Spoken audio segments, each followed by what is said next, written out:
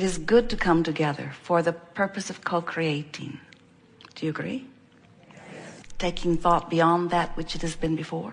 You're doing that all the time, but in a forum like this, it is more noticeable. When together we move into a new place, we all know it, don't we? And it isn't just that you discover things that you didn't know before. It's that the combination of that which you are in your physical format and that which you are in your non-physical format forges out new territory. And there is exhilaration in that process. Sometimes consternation in the beginning of it. In other words, when contrast causes you to ask for something beyond what you have, that expanding into a new place, if you're not knowledgeable of your worthiness and of your ability to create, could make you uncomfortable. In other words, to ask for something and have no way of knowing how to bring it about feels uncomfortable. But when you understand that you are the creator of your own reality, and that when you ask, it is the most natural thing in the world, and that, of course, you're asking often from a place of not having. It's why your asking is sharpened so. When you are asking from your place of not having, however, you have to find a way of muting or diluting or changing that vibration of, I don't have it, I don't have it, I don't have it, or you can't have it. So wanting with the knowledge of how to go about receiving is blissful.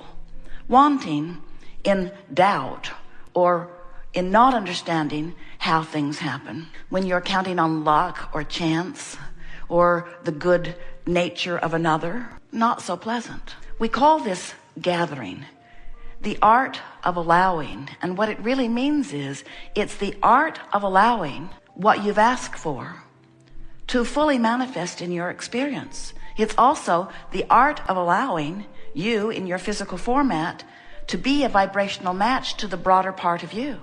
You are so much more than these physical bodies. While they are wonderful, you are in these bodies an extension of source energy. And while you are flesh, blood, and bone, you are much more vibration. You are energy. And the way you most understand your energy is through the thought process. The thought of despair is a vibration or an energy offering that is very different than the thought of appreciation. They are very different frequencies. The thought of exhilaration, the feeling of exhilaration, accompanies thoughts that are higher in frequency than the feeling of loneliness. In other words, the better you feel, the higher your vibration. The worse you feel, the lower your vibration. But it's even more than that. It's not just a high or low vibration that makes you feel the way you do. It's the relationship of that high and low vibration to your always high vibration as source energy beings. And that's the thing that most people don't quite understand. You were source energy. You were only energy before you became focused in this physical body. But even though now a part of that energy is focused in this physical body, the larger part of that energy is still vibrating and it's still high. So when you find thoughts and you teach them to yourselves until they become chronic, or what you call beliefs, that vibrational pattern is always playing against the high vibrational pattern of who you really are. So the better job you do of allowing yourself harmony with that higher vibration, the better you feel. The worse job you do of allowing that harmony, the worse you feel. That's what your emotional guidance system is about. It's all about the guidance system itself. The emotions themselves are indications. They're not, your emotions don't make things happen. They just indicate what your vibrations are making or allowing to happen. See how it works?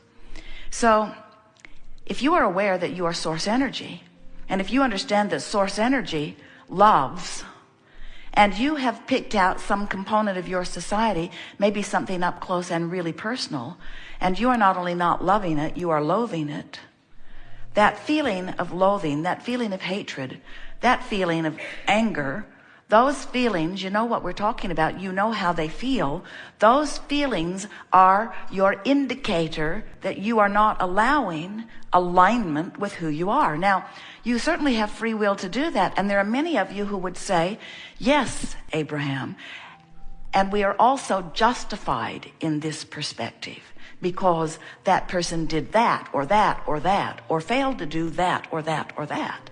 So my negative emotion is proportionate to their behavior. And if I'm going to change my emotion, they need to change their behavior.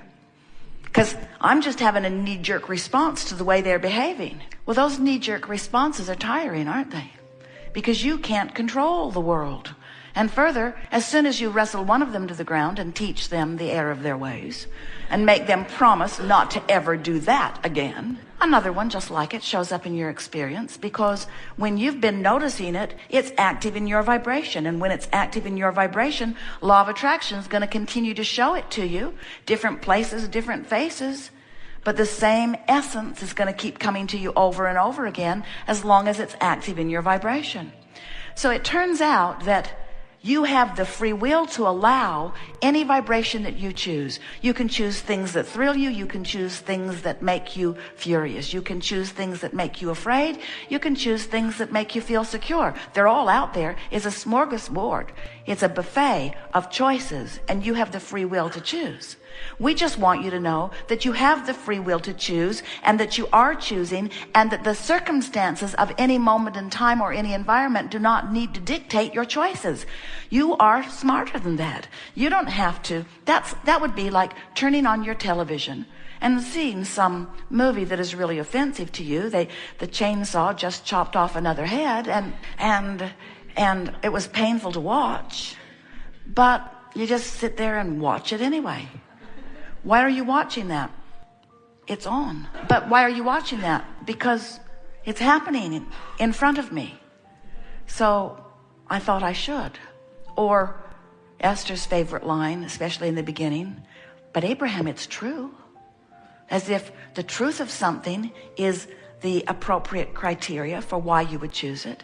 And we say there are so many things that are true. Pick the good feeling ones to focus upon. And people say, well, aren't we just putting our head in the sand? Aren't we ignoring? Won't things get worse if we don't find the things that are wrong and do something about it? And we say, it's perfectly appropriate to find the things that you don't think are right, to find the things that you would rather be different. That's step one of the creative process, in fact. You said, I'll go forth into this contrast, and from it I will decide. But so often, you long decide that you don't want this, which helps you to clearly decide that you do want this. And that's the point that you want to turn your attention to what you do want. We want you to decide to be more deliberate about what you give your attention to. Because when you decide what you'll give your attention to, then and only then will you consistently be a vibrational match. Will you consistently allow your alignment with who you really are? The source within you will not come into a lower vibration to join you in a thought. That's why you feel negative emotion. If when you got ornery, source would come and be ornery too, it wouldn't feel ornery, it would feel euphoric. Anytime you are in sync with source, you feel good. But source maintains the highest frequency it has found because source focuses, and you help source find higher and higher frequencies because you keep deciphering life and asking for more and more and more. So here's the whole process. You were non-physical energy before you came into this body, and a part of that non-physical energy focused into this body that you know as you. But even though you are here and you are you, the larger part of you, the source energy part of you, is still in non-physical, still offering that high, pure, non-resistant vibration. So here you are. As you explore the variety of what surrounds you, you know what you don't want, which causes you to know what you do want. And when you know what you do want, without knowing it, well, many of you now know it, but even if you don't know it, you emanate a rocket of desire, an equal, proportionate asking on the other end of what you don't want. That's what this contrasting experience does for all of us.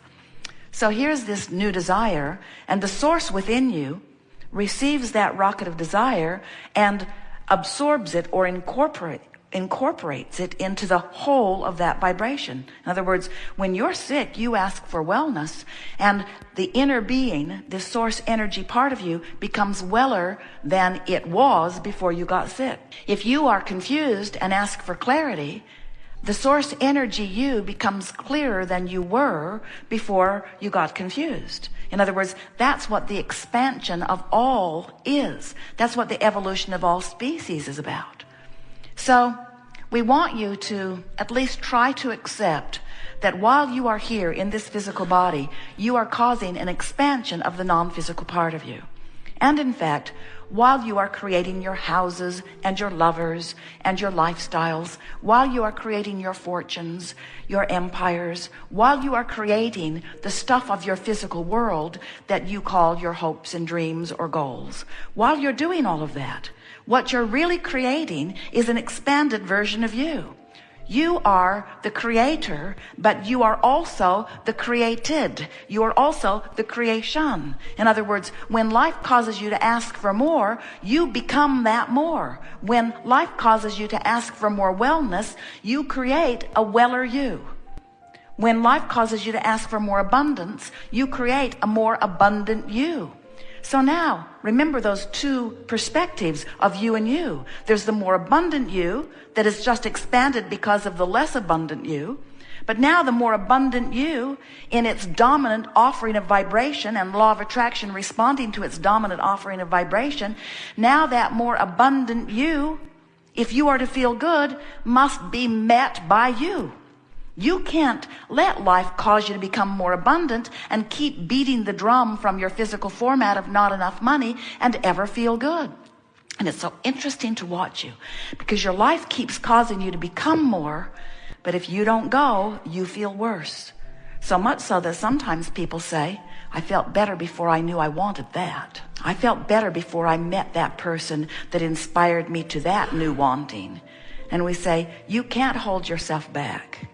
You have joined this creative process where step 1 says the contrast in your physical format will cause you to ask. Step 2 is the non-physical source energy part of you will absorb and become and integrate and morph that newly amended desire into the whole, will literally become that newly improved entity or state of being that law of attraction is responding to, and will eternally, because you are hooked to it vibrationally, call you toward it. And if you come, you'll feel good in the coming and great in the getting there. And if you don't come, you'll feel awful in the resistance of letting yourself be who life has caused you to become.